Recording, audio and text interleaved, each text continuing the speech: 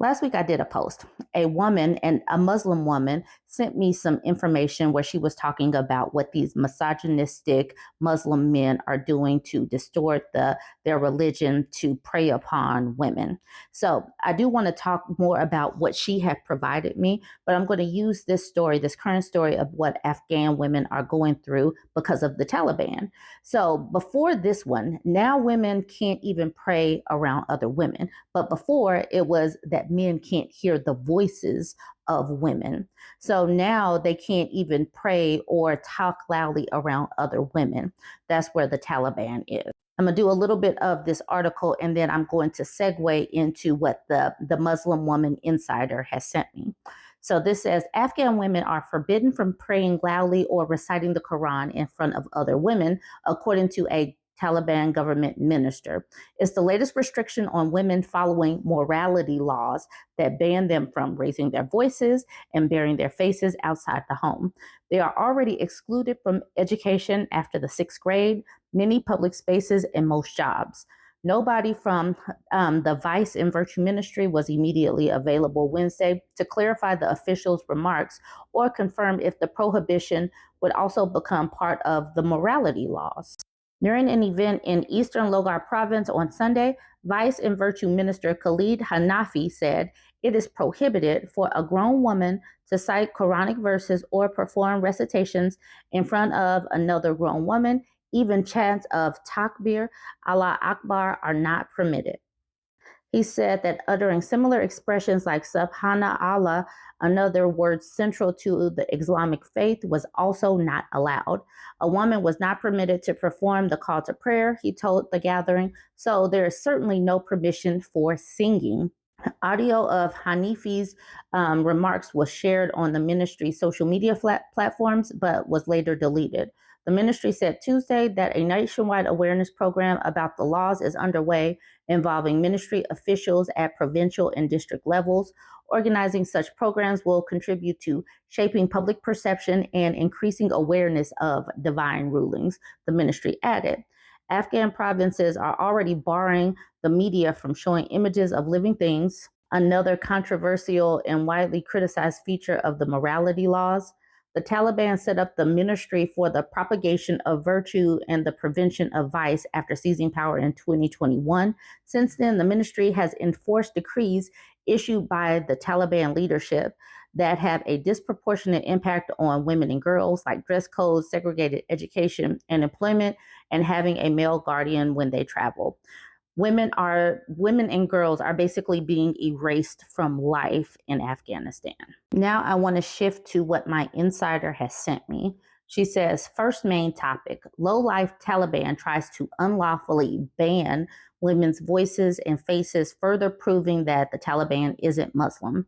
It is actually forbidden in Islam for a male to ban women's voices because the Prophet ordered people to be A, lenient and moderate in Islam, so extremist opinions are forbidden. B, the Prophet said that people are supposed to sin, but God made it clear that it is completely forbidden to commit the big sins.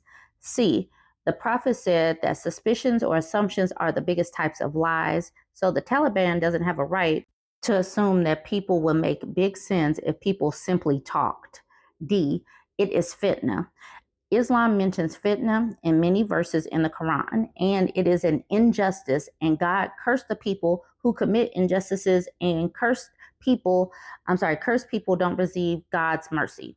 And in Islam, people who don't receive his mercy will be eternally in hell. When males try to put the responsibility on women for males' behavior, and the God of Islam himself said that one soul shouldn't be held accountable for what another soul does or doesn't do in the Quran in chapter 35, verse 18. So according to that, it isn't the woman's problem if some males don't have the intellect to stay away and look away from the woman, especially since God ordered Muslims to look away in the Quran in 24:30. And especially since in Islam, people have the right to choose their sins, so the woman can choose to abstain from wearing the hijab or headscarf because it isn't a big sin.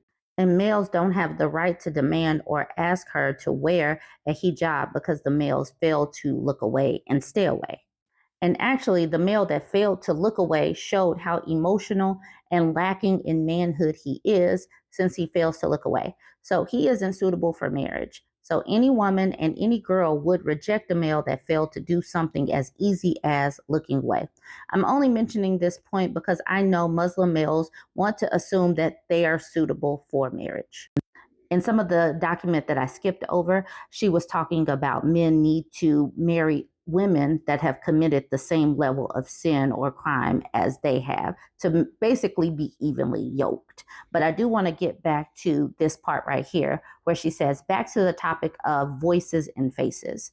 Taliban falsely mentioned the word temptation for their excuse for banning voices and faces. And temptation is the wrong and false word that they wickedly use to translate the word fitna, because God himself in the Quran mentioned the word fitna many times in the Quran. And in 828 in the Quran, he said that people's children and people's wealth are both a fitna. The several English translation websites and as well as myself agree that the sensible translation for the word fitna is a trial, as in the person's spirit or heart will be trialed or tested by the existence of X, Y, or Z. And the verse, the 28 verse in the Quran and the verse 64 and 15 is a simple and clear example that shows why it is very misleading and repulsive for the Taliban or anyone else to use the word temptation. And another verse in the Quran that further proves that fitna means trial is the verse 21 and 35. In the Quran, since that verse, the God of Islam says that he tests people with good and evil as a fitna or trial. The word temptation usually has actual connotations for it, especially when it is mentioned by a misogynist group like the Taliban. And the Taliban are sick and unjust or unfair when they try to change the meaning of the word fitna to make it an actual word, since fitna isn't an actual word. And in Islam, people are supposed to choose words that remove ambiguity to decrease the possibility of misunderstanding so that people don't spread misinformation, because it is unjust to be reckless about the meaning of words, especially since the vulnerable half of society, women and girls, are impacted by the malicious male's reckless choice of words. So again, fitna means trial, again, as in the person's heart and spirit are being tested by X, Y, and Z. And God declared that people aren't responsible for what another soul does or doesn't do in the Quran. So women aren't responsible for what the male does or doesn't do in Afghanistan or anywhere else. So his behavior is his problem. It isn't her problem. And the God of Islam was clear about the type of impact one word can have on people, both the good word and the wicked word, in 1424 and 1426 of the Quran. So the Taliban and other malicious males don't have a right to choose repulsive, inaccurate words like temptation. Voices exist to express oneself and to communicate, so it's illogical to try to ban voices. People in Islam are supposed to have free will, and this includes the free will to choose which sins they would commit and which sins they don't commit. So even if the Taliban is so stupid to the point of considering a woman's voice to be a sin and a woman's voice is not a sin, women have the right to choose their sins. I skipped down a little bit, but she said the Taliban could instruct the public, all people, not just women, to have quiet voices as much as possible to not disturb others. And that would be fair for everyone. And God in Islam ordered people to be fair in 5 and 08 in the Quran. But because, of course, women don't want to hear males' loudness either. It is very arrogant that males and other male genders is the gender of the most crime statistically everywhere, believe that males can be loud in the first place, because the gender of the most crime should understand that it is arrogant and obnoxious for males to be loud in public. All right, so she is just basically talking about fairness. It's not a sin to be loud. It's not a sin to talk. You shouldn't have to cover up your faces.